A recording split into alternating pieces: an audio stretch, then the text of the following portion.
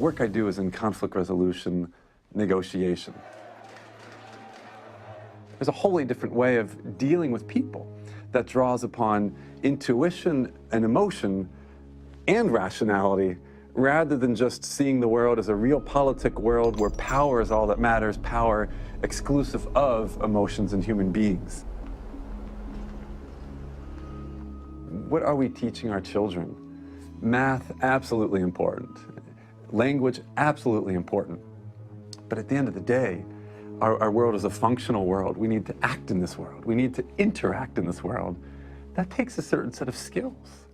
Skills in understanding what other people are feeling, knowing what we're feeling. That's the intuitive piece. And again, I think there needs to be that space in the curricula for students. I wonder, is there someone somewhere who's addressing these issues?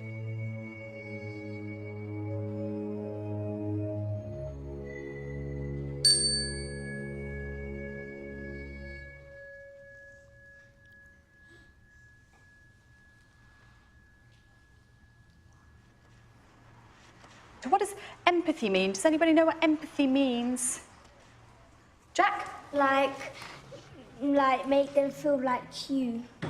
No, you're trying to feel like them. Yeah. So you're putting yourself, it's seeing it from somebody, it's seeing a situation from somebody else's perspective. Shoes, so like you're in them. Yeah, you're in their shoes, absolutely. So we're going to read the Three Little Pigs, and I'm going to give you characters, and I want you to think about how that character's feeling. So, the Three Little Pigs. Once upon a time, there were three little pigs. They lived with their mother in a snug little house.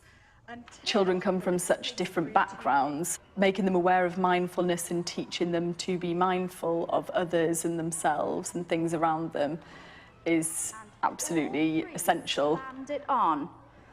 By the hair on our chinny chins, they said, we won't be seeing that wolf again. I want you to think, if you were in the shoes, you're going to try and put yourself into that character's shoes. So, for example, let's have a think about the wolf. Is there any unmindful behaviour that he's shown, Rhodes?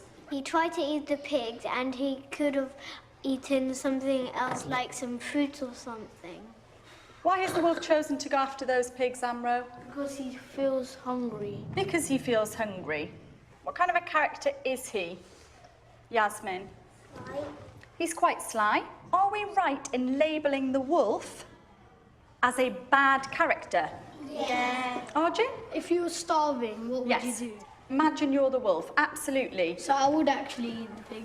Okay. So he did it for a reason. It was reasonable. So he did it for a reason, okay?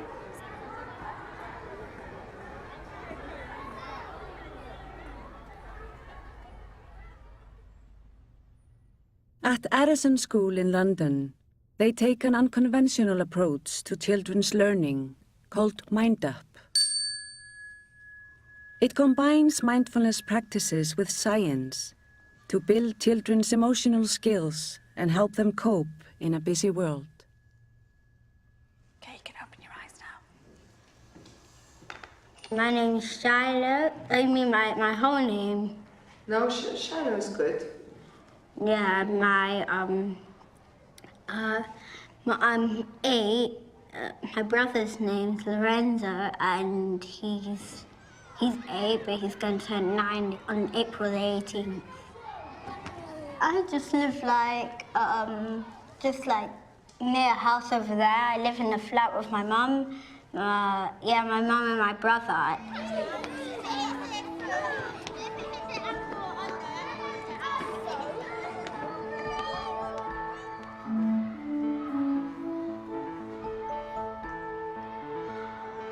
The amygdala is the emotional part of the brain, and we also call it the guard dog. For example, so if I'm crossing a road and then I saw a car, the car would come. I would know that it would come in because the amygdala would aware me, so I would jump back. Shiloh is a really lovely boy. He used to just have maybe one or two friends that he would play with constantly, and he used to play fighting games all the time. He used to get into trouble because he would be trying to reenact video games, and the boys that he was playing them with used to say, we don't want to play those games, because they didn't understand that he was just playing a game. They thought it was that Shiloh really wanted to hurt them.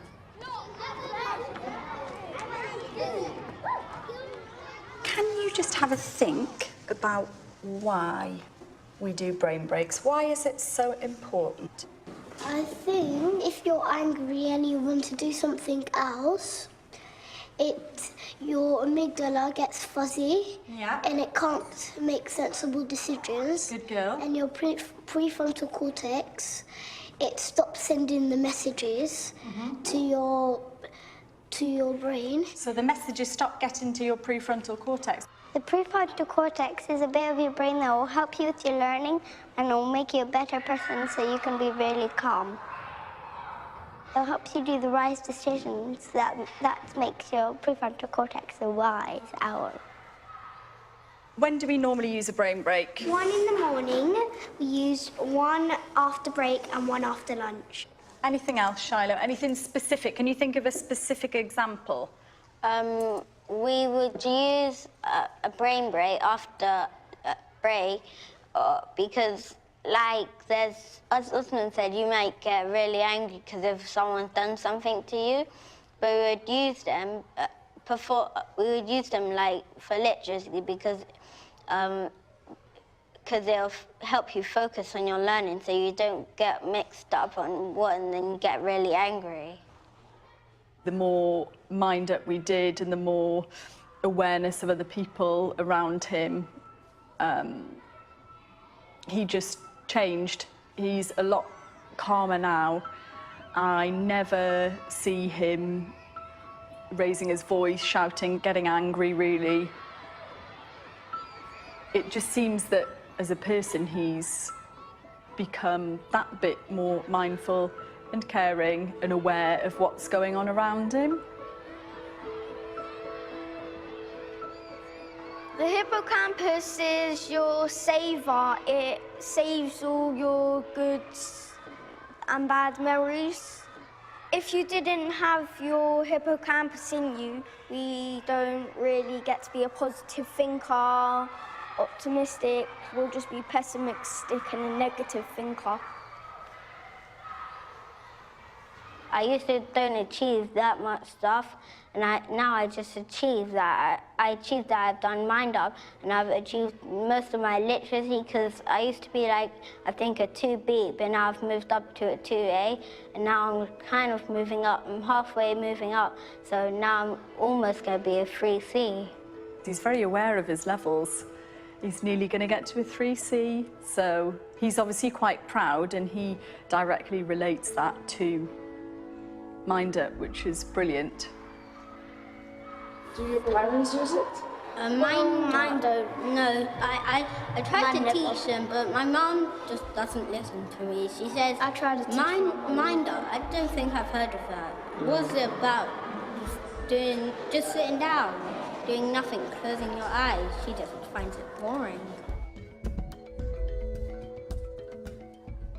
You need to let those juices flow. You need to let the creative side of your being flow. You need to be into it. How do you do that?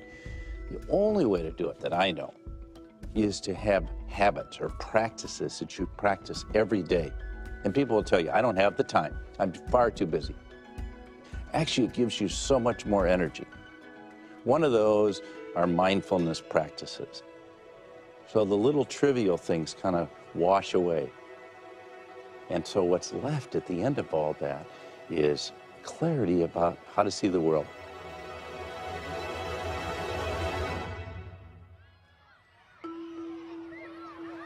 Children in schools today will probably be doing jobs in the future that don't even exist yet. We have so many options for how we prepare them for the future. It's been truly inspiring to see new ways of thinking in schools around the world, helping children regain their confidence and imagination. In India, School in the Clouds helps children access the internet and discover the world for themselves. We've got the internet! The world is limitless. Grandmothers in Britain share knowledge with children in India. Another example is from Bali, where parents have set up a nature school. The time children spend in nature has decreased dramatically over the years to the detriment of their well-being. But nature enhances children's sense of belonging, happiness, and resilience. In Iceland, schools are teaching girls and boys to build relationships on trust and care. They believe expansive surroundings can help broaden mindsets and induce creativity. So when children find it difficult to sit still and concentrate in the classroom, they are invited to let off steam and run around.